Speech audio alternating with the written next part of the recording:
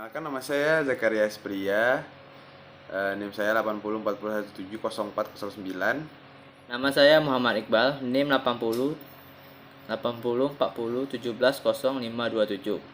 Nama saya Jelia Dewulani, NIM 80400483. Nama saya Muhammad Ihsan Patani dengan NIM 80 40 170129.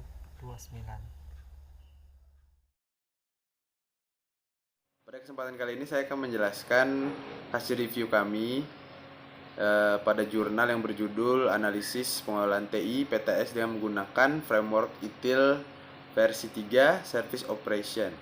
Jurnal ini ditulis oleh Diana Trivena Yulianti dan Dian Anggraini.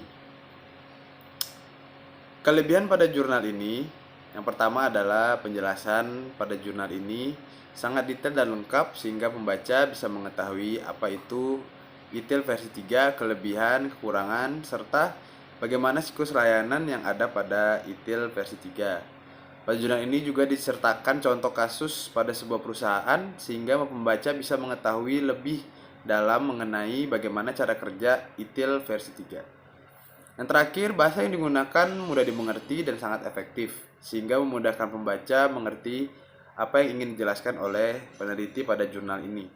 Saya akan menjelaskan kekurangan pada jurnal framework ITIL.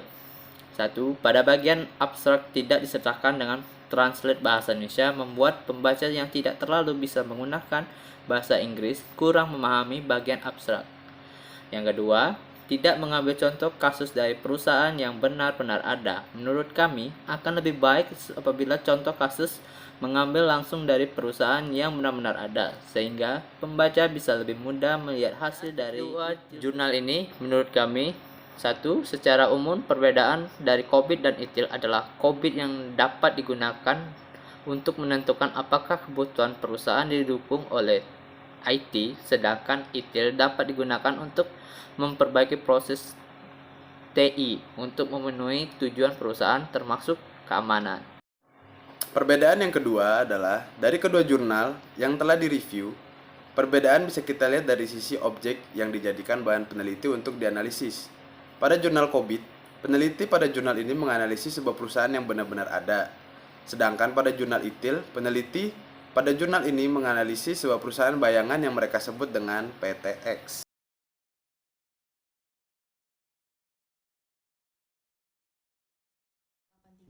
Jadi di sini saya akan menjelaskan tentang COBIT Framework 5 yang berjudul yaitu Tata Kelola Teknologi Informasi menggunakan Framework COBIT 5 PT Santani Agro Persada.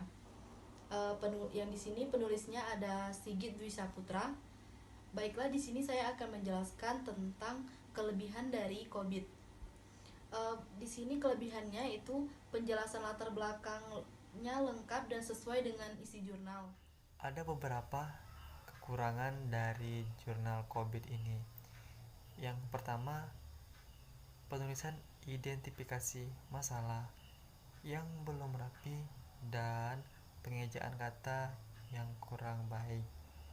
Dan kedua, beberapa penulisan yang tidak menggunakan paragraf pada awal paragraf sehingga sedikit membingungkan pembaca. Di sini saya akan menyebutkan persamaan COBIT dengan ITIL. Pertama, yaitu secara umum persamaan dari COBIT dan ITIL adalah sama-sama bisa digunakan untuk IT Management Framework. Yang kedua, persamaan dari dua jurnal tersebut ialah memakai 5 domain utama, baik itu di COBIT dan juga di ITIL.